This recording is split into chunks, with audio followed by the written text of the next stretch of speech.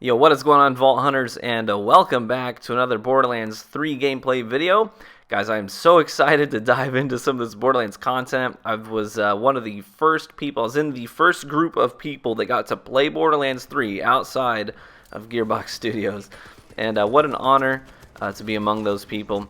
And I got to have a couple of hours of hands-on time with this game. I get a couple more hours with it again today here in Hollywood.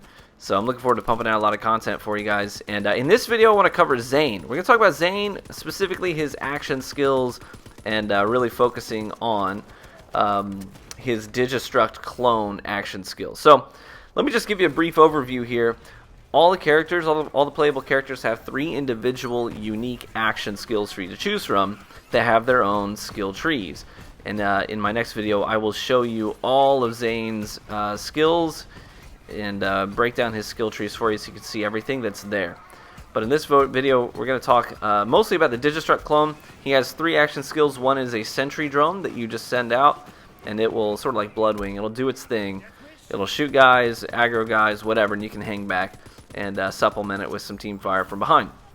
He also has a barrier action skill where he throws up a shield, and you can shoot through it, but enemies can't shoot back through it.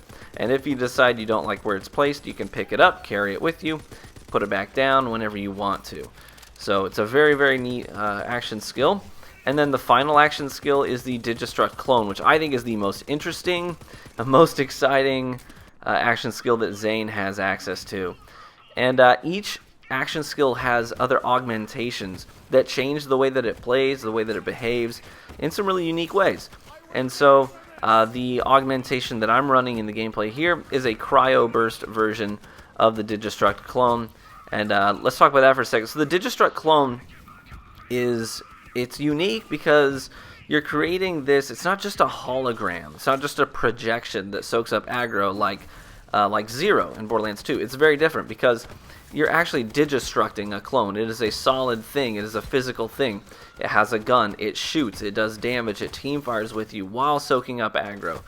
And it cannot be destroyed or taken off of the field as long as it's active. So that's very, very nice. It can get you out of some hairy, sticky situations.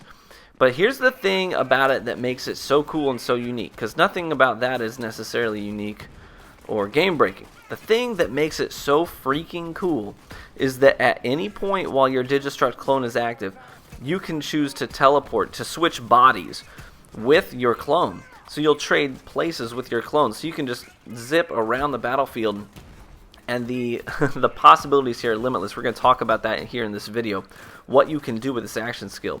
Now, one of the things you might notice is that you're also going to see the barrier action skill here in this gameplay, and you'd be like, "What? Why do you have 2 action skills? What's that about?" Well, Zane is unique among the playable characters in Borderlands 3 because Zane has the option to forego grenades, to say, you know what, screw grenades, I don't want grenades, I'm not going to use grenades. What I'm going to do instead is have a second action skill available to me. So that's something that's unique to him, and I did in this gameplay choose to put the grenades down. You won't see any grenades in this gameplay because it chose to run 2 action skills. So I'm using the barrier in conjunction with the Digistruct Clone. I really like that combo, and some of the things that you can do with it are just really, really neat. So let's talk about the Digistruct Clone ability. Like I said, I'm using a Cryo Burst augmentation, which makes it so that anytime I switch bodies with the clone, it's going to do this burst of cryo energy, this cold freezing energy, and anything that gets hit by the AoE is going to be slowed by it. And there's also a chance that they might actually be frozen in place and they cannot move. They'll fall over, expose crit points, stuff like that. So it's just such a really freaking cool, useful action skill, because there are things you can do here by pinching. Like, you'll notice a lot in the gameplay where I'll throw the Digistruct Clone down, and then I'm actually going to run around the battlefield. I won't instantly start engaging with my clone. I'll let the clone soak up some aggro. I'm going to run around and actually start shooting from the opposite side of the mob. So we're pinching the mob in between me and my clone. And the reason that's really, really useful is because there are so many combatants in the Borderlands universe that have crit spots that are not exposed from the front. They have backpacks, thoraxes, things like that that are on the backside that you need to get access to. And especially as a solo player, this can prove kind of challenging in the Borderlands universe to play by yourself, because no combatant is going to willingly show you their backside. They're going to be aggroed on you. They're going to want you. right? So you need to get access to those crit spots, and throwing down a Digistruct Clone and then running around means that you or your clone always has access to those crit spots, and your clone can and will land critical hits on these combatants. So if the opponent, this works really, really well against elites. This action skill is so good against elites. If you're against an elite and they hit hard, especially a melee-based elite combatant, as they're running at you and charging you, you can lay into them with your gun, and then as soon as they get right up in your grill, they're about to smack you, right? You just teleport away, and you switch spots with your clone. And so when you do that, it's going to do this Cryo Burst. If you're using this augmentation, it's going to slow him down, maybe even freeze him in place. And now I have access to his crit spot again. I'm behind him where my clone used to be, and I can just keep laying into him.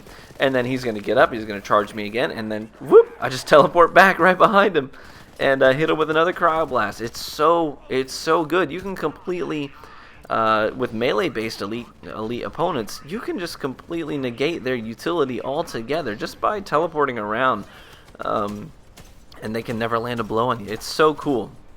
Such a useful skill. Now I found that it pairs really, really well with shotguns and submachine guns, because most of the time that you're using this action skill, you're probably going to be up close and personal, because the combatants, they try and get up in your grill, and if you're trying to use the Cryo Burst to its full effect, then you're going to be teleporting at close proximity with opponents, because you want them to get hit by that Cryo Burst as well. So I ended up running lots of shotguns and SMGs as I was playing with this action skill, and found that they just coupled really, really well, especially with something like this Torg shotgun you see in a lot of the gameplay here. It just does wicked amounts of damage to things that are frozen, knocked over. This particular shotgun, it's a purple Torg shotgun that I got from a loot chest, and its unique ability is that when you hit something with the cryo jet, or with the with the gyro jet projectile, like Torg launches, Torg weapons launch missiles, basically. They shoot explosives. Anytime it would latch onto a target, a direct hit, instead of doing like this AoE explosive damage, it does extra damage if it's stuck onto a combatant. So this shotgun in particular just works so well with the Cryo Burst, slowing things down and then hitting them directly with this shotgun rocket and doing extra damage. It was so nice.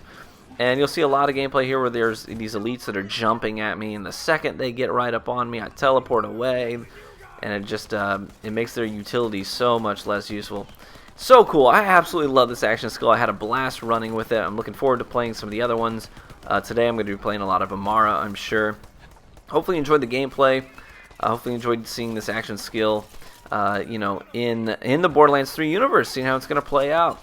And I'll cut some commentary, give you a couple of minutes here of just uninterrupted gameplay where I'm not talking. You can hear the audio cues, listen to the audio cues, listen to some of Zane's lines. One of the things that I noted about Zane is that he's not how I expected him to be. I expected, just by looking at his appearance, that he's going to be this refined gentleman, right, James Bond style agent guy, and he's not. He's a freaking loose cannon Scottish crazy guy. So enjoy some of his dialogue as well. All right. Look forward to seeing you guys down the road. Hopefully catch you in the Borderlands, and hopefully you enjoy the rest of the videos that I'll be pumping out. Alright, I'll catch you later.